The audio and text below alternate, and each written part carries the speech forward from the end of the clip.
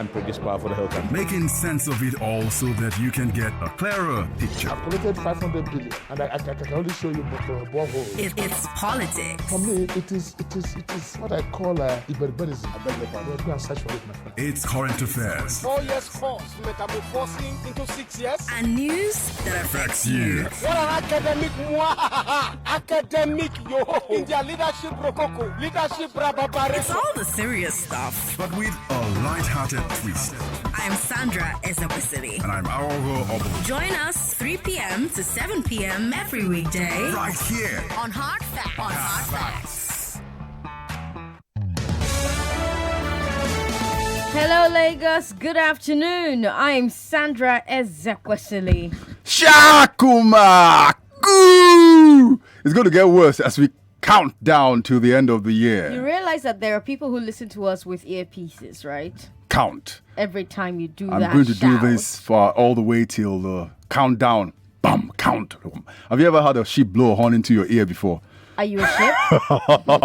Pong, pong. Oh, God. Today is the last day of 16 days of activism against gender-based violence. Well, that doesn't mean that tomorrow we should start targeting women for violence again. It just means that we hope the last 16 days have helped bring everybody's attention and consciousness to the serious problem that we all live with, which is that every day women are targeted for all types of violence. Today is International Human Rights Day, so I want to remind us all that women's rights are human rights. Absolutely. Women's rights are human rights, and everyone should find a cause.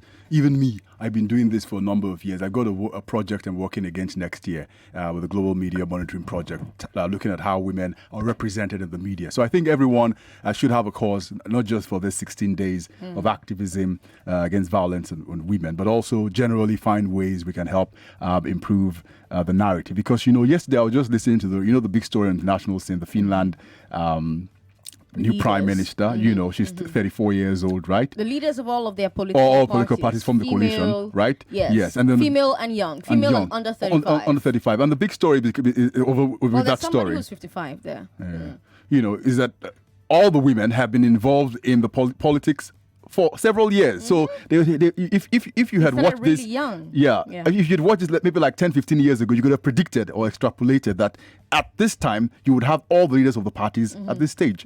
So that's the way it happens. The internal democracy or the internal structure, which got me thinking in how to get women really involved, is to make sure that women get involved within the party structure themselves, so that it will be difficult to say you have 10 candidates. Compulsorily, you must have 6, 7 of them women because they are now within the structure. So that's the way it happens, and not cosmetic. Not be tokenistic about exactly. it. They have to be part of the system. Relegate them. And then you say, we give you four seats, we give you 5 seats. We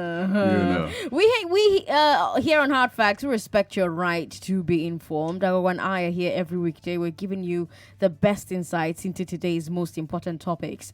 Tosin, could you tell them that my mic isn't working great? It doesn't sound great. So tell someone to come up here and fix it for me. Thank you.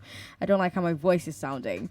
Now, we bring you all of the news that you desire, all of the insights that you require, and we break them down. We give you the facts, and you can form an informed opinion. If you missed any of last week's shows, you can still catch them online. Go to our Facebook, YouTube, Twitter, Nigeria, Info FM. We've got a great show today. We're starting with the big three. Falana claims the SSS apologized to the judge for storming court. Managing Director of Maersk attacked in his home is our second story, and the federal government launches website for Nigerians to track public funds. What's on Community Report, Aghogho? Yeah, so Chukudi is tracking a story which we began a couple of weeks ago, which has to do with waste management, a sustainable approach in solving the waste management problem, and talking with the leadership of the waste management body in the state, which is Loma. We hope we can get in touch with him and pose all those questions that people have asked, especially with respect to waste disposal systems within the public spaces, market, bus stops, also waste supply distribution system within neighborhoods. Many people claim, or not necessarily claim, but say that they are out of the privileged circle of Loma people, and it's a big problem for them. Even those who were there within the system don't get as many trips as they would, two times a month, whereas they would like and prefer at least 3-4 times a week for several of those neighborhoods. In my estate, the trash piles up. It piles and it piles and it piles. Even this morning, it's still there. On the big hard facts today. Sight and sounds. Sights and Let's sounds. talk about human rights in Nigeria at 5 p.m. Today's International Human Rights Day, like we've told you. We'll be taking a look with a representative of Amnesty International, and then we'll hand you over to Rufai Oseni for conversations with Rufai. As usual, throughout the show, we're bringing you the latest updates from the world of news, sports, and entertainment. But let's dive, I always say, right into the big three. Stay right here on the Big Three on 99.3 Algeria Info.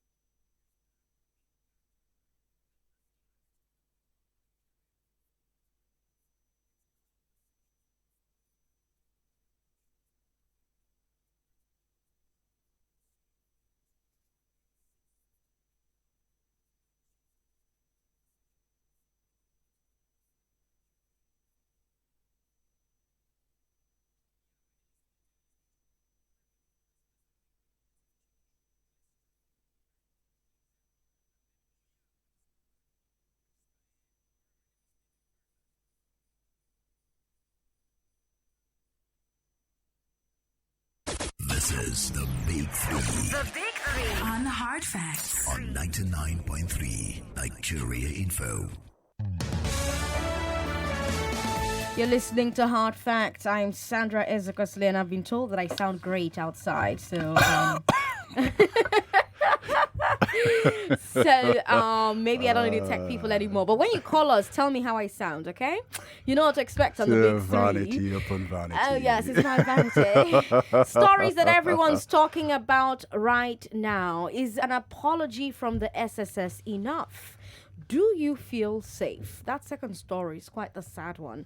What financial information do you want the government to publish? Let's get into these stories. Femi Falana confirms that the State Security Service has apologized to the Federal High Court for the invasion during the arraignment of his client, Omoyele Sowore. Sowore told TVC that the apology was given in his presence on Friday after the struggle in the courtroom. Falana went on to fault the spokespeople of the presidency who he said came forward to justify the happenings in the court, claiming that they had, quote, swallowed hook, line and sinker, a statement put out by the SSS. Here it is. I think after the denial, I want to believe that the State Security Service was confronted with the actual reality and then came to the conclusion that the most honorable thing to do in the circumstance was to apologize.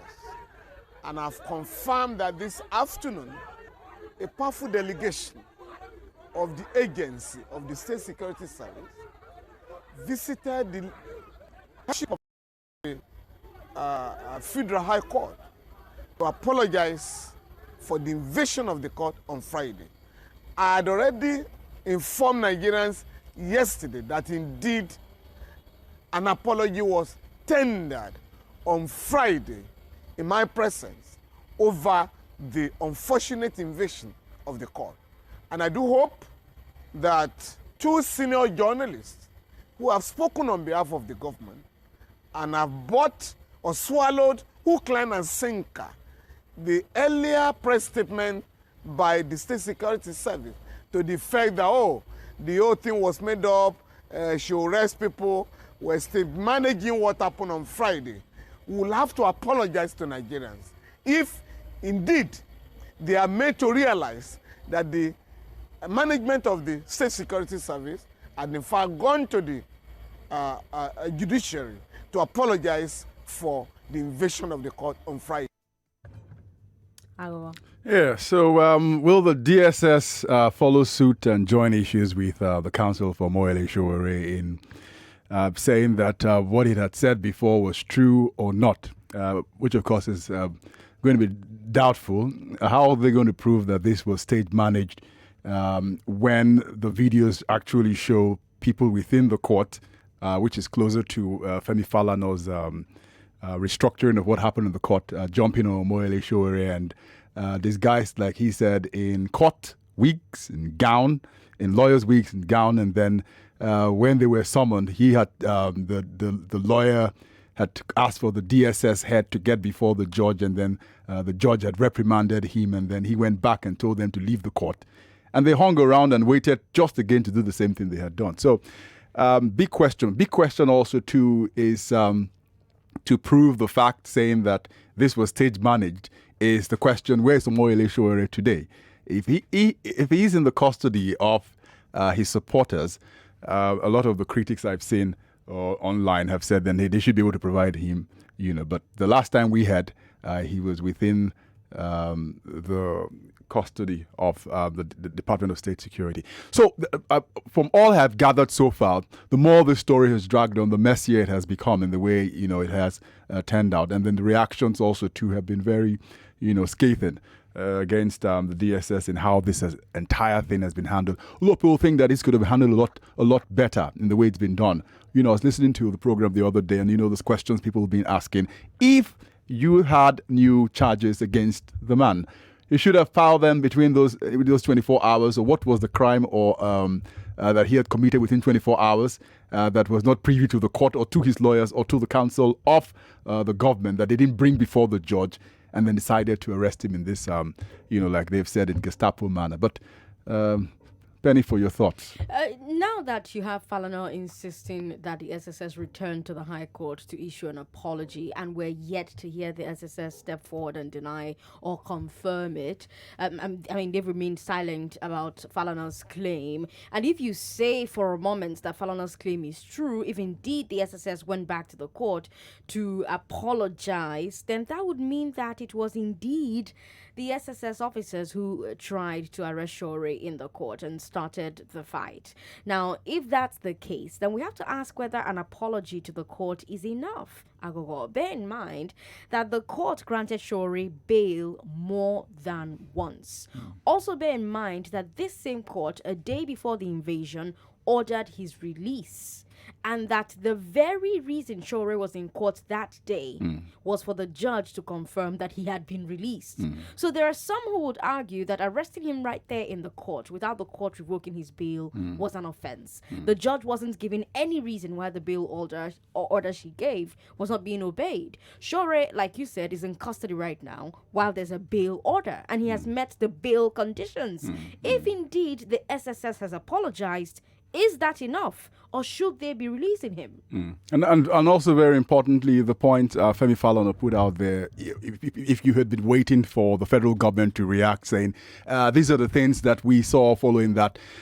Comments from Garba Shehu received a lot of negative reaction, comparing what had happened with Boko Haram and the way it went on. And then, simply dodging all of the issues. I've gone through all of the media handles of all of them close to government, from Ajuring, Lily, and the rest of them, somehow have dodged the issue in saying that this is what we say categorically, that this thing that happened shouldn't have happened in the first instance. Like it happened when the DSS invaded the National Assembly, and then the vice president was acting president, took action immediately. And people have compared the scenarios then, saying then the reaction was swift and the reprimand was instant. But this time around, the more they've dilly-dallied around the entire thing, the worse it has become in saying, what are you going to tell the court when you eventually appear before them? How did he get back into your custody when he should have been on bail?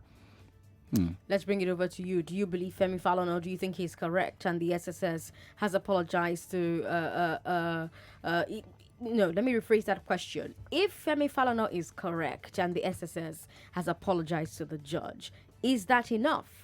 Should action be taken against the SSS? Should Shore remain in custody or be freed pending the next thing? 01277-0993, 01277-1993, 01277-2993, and 01277-3993. These are our studio numbers. Get on Facebook as well and leave us comments. Facebook is Nigeria Info 99.3 and WhatsApp is 080-959-75805. Hello.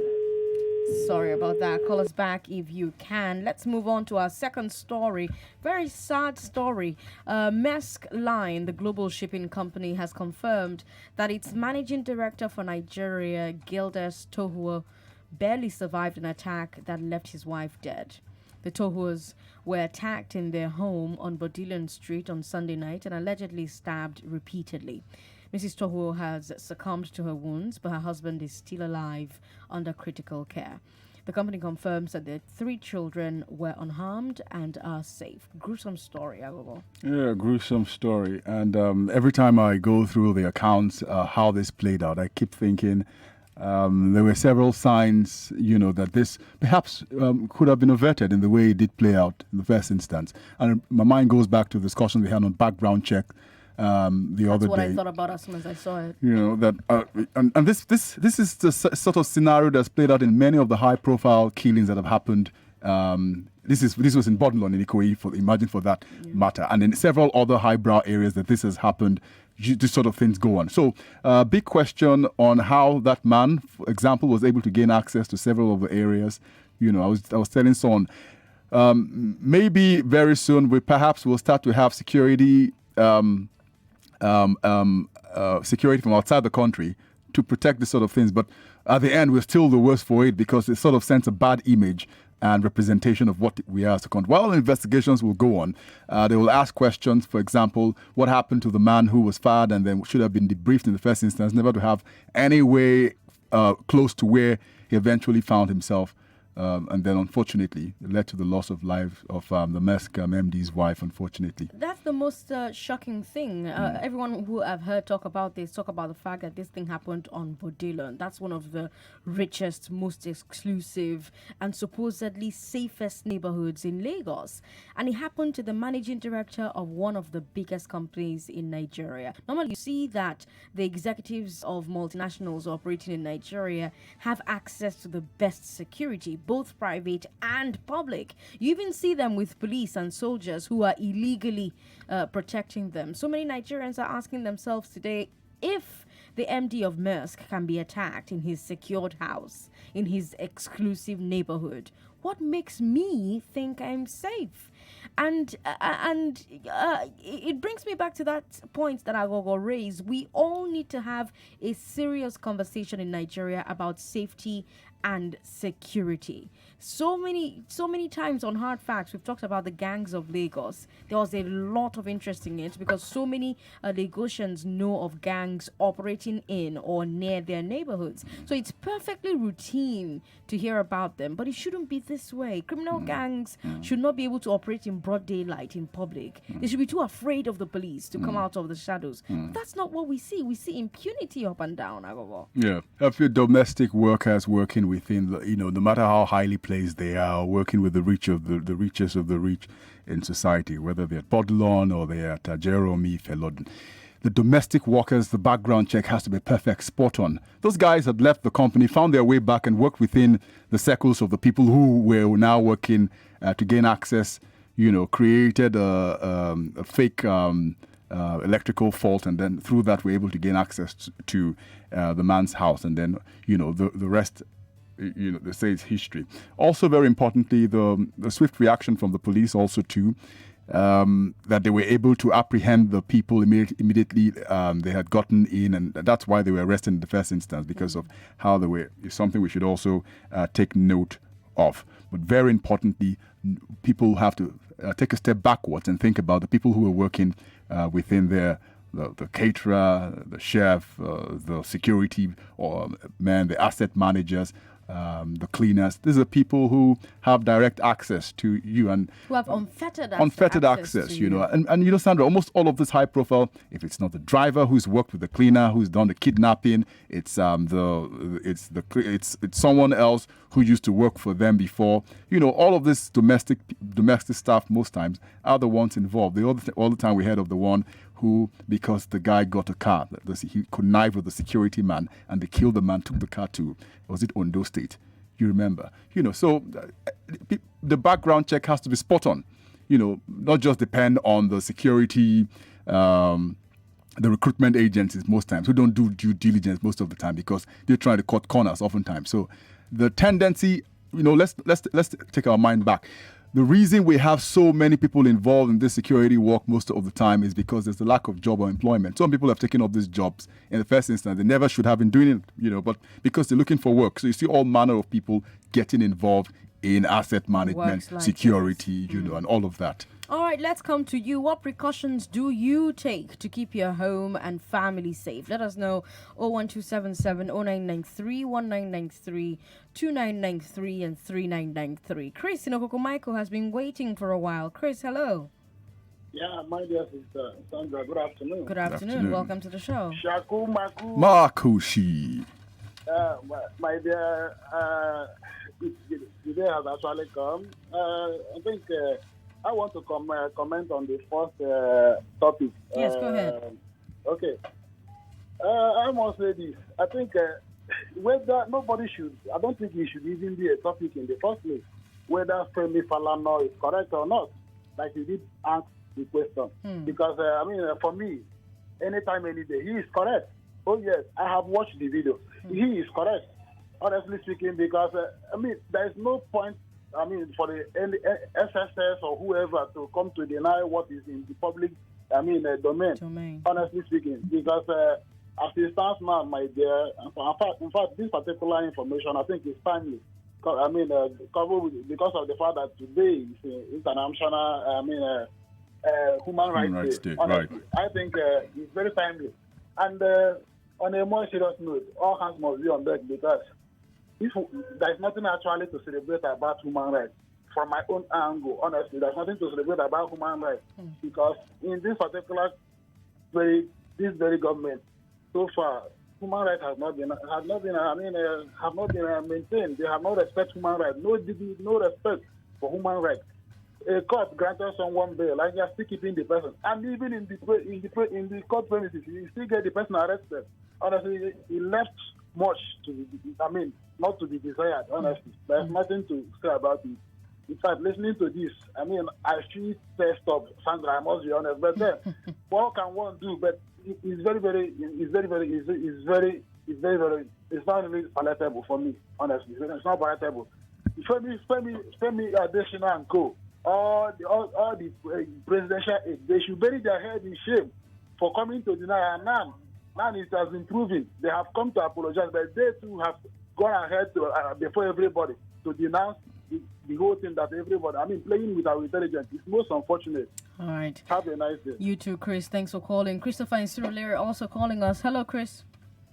President Sandra, good afternoon. Good afternoon. Thanks for calling. Chief Oboh. Hey, I throw a salute. Jakumaku. Makushi. Yeah, Chief Oboh, you just mentioned about security background check about these agents and stuff, right? Yes. A friend of mine was looking for a job. Then they asked him to go and bring a guarantor. I said, you see, now we have to go through the police to do all these background checks. But I don't think such things happening again. You see, for me, whatever one does after effect, we always tell. But no matter what that man did or the wife, that will warrant this set of people to do this. Those guys are down just 2 weekends. They caught them, right?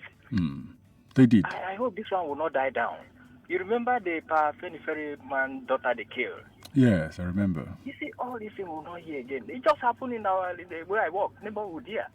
How can those guys, after leaving the company, they still come back to find their way in there and do this type of thing? So they caught them. Let them face the music, please. Because this will affect other people who are looking for a job now. Thank you.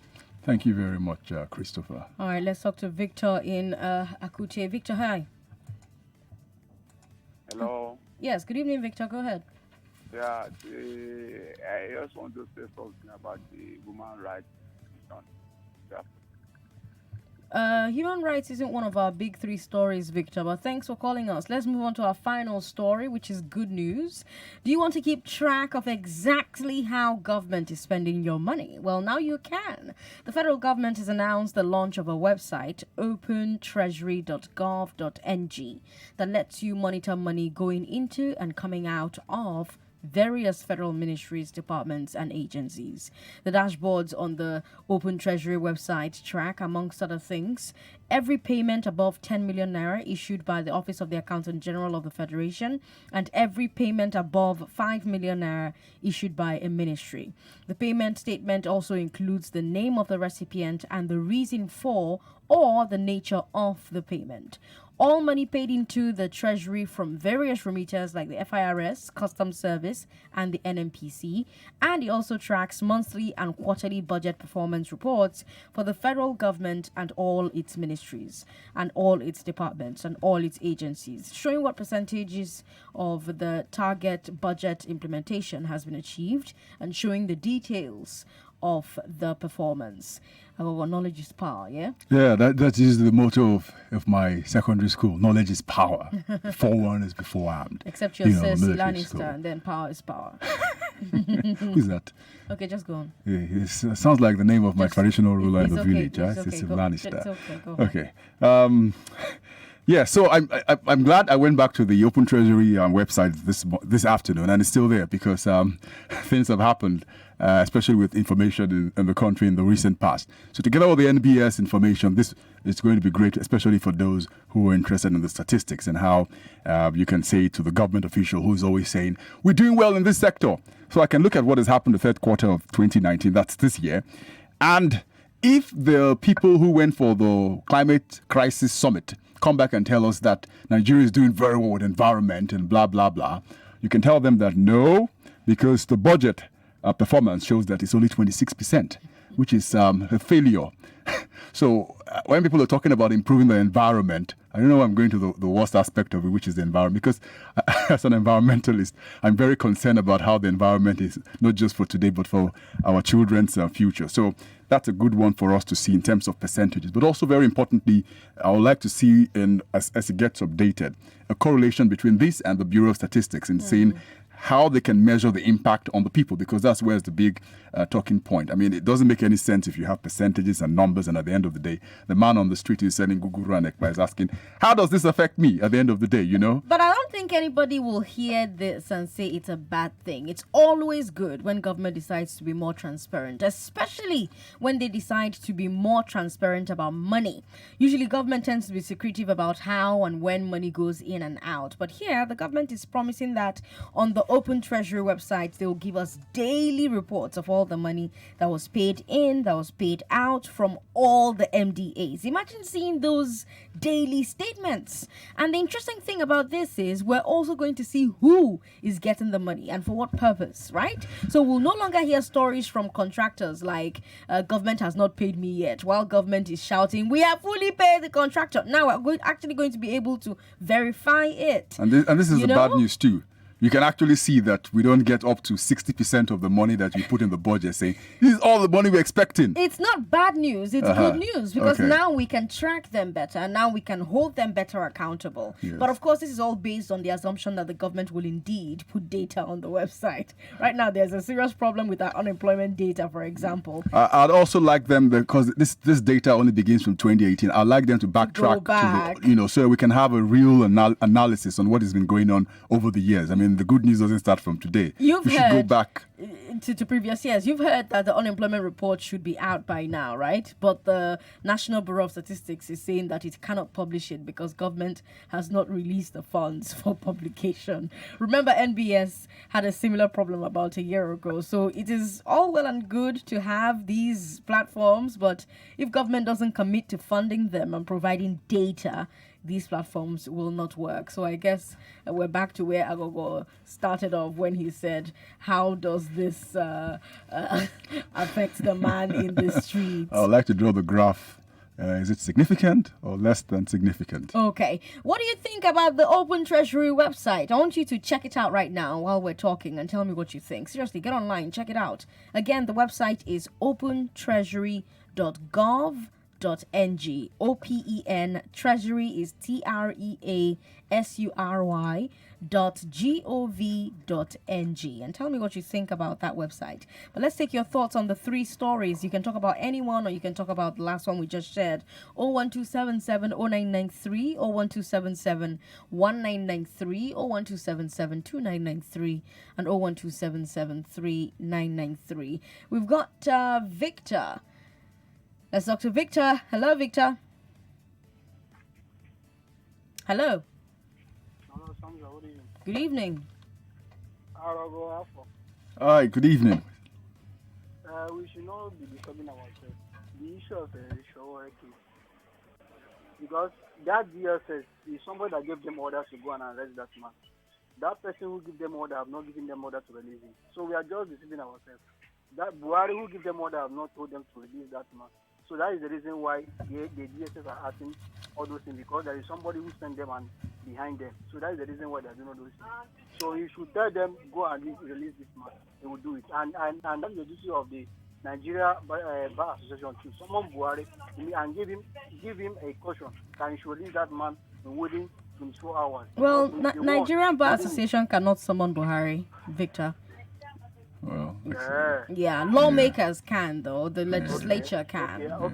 They can put out statements condemning, and maybe they decide to boycott the court, but they can't. They can on the issue of transparent of account transaction in Nigeria, you know what you wrote on the paper that you published?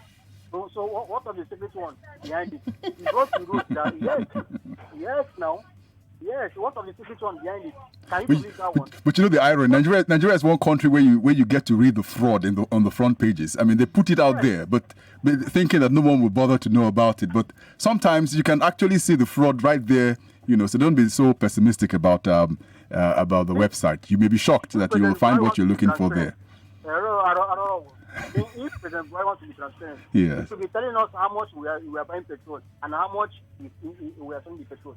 So he should tell us from his own account, from his own expenditure as the petroleum minister in this country. He should start with his own first. All right, Victor. Thanks for calling to share your thoughts. Hello. Hello, good afternoon. Good afternoon. What's your name, sir? Please, God bless you. Say, my brother, good afternoon. Good afternoon.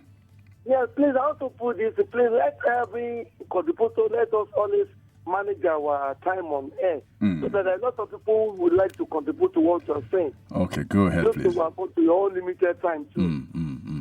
So, good afternoon, sir. All right. You don't want... Yeah. Okay. My name is Benga. Go ahead with your contribution, please. Yes, and what I want to say to you all, sir, the DSS or the police or the whatever, don't mind them, sir. They can only carry their gun against the innocent people. But my brother, let's one arm over carry one machine gun to stand on the road now. Now, only so they can stand. They dare not, DSS or police, they can't dare it. Even the IG cannot dare it. It's only a soldier man that can do such thing, that can stand. Don't mind police officers. Who I am here, sir. There are a lot of notorious boys here. This way they initiate them to be corpses, to do all manner of things. Hello, my brother. Yes. But when you report these people to the police, the same police will go and tell those boys that this person can't report you people saying I'll be caught to in a big deal. So my brother, I'm saying police force in Nigeria is an evil cause. It's a curse upon Nigeria. All right. Let's.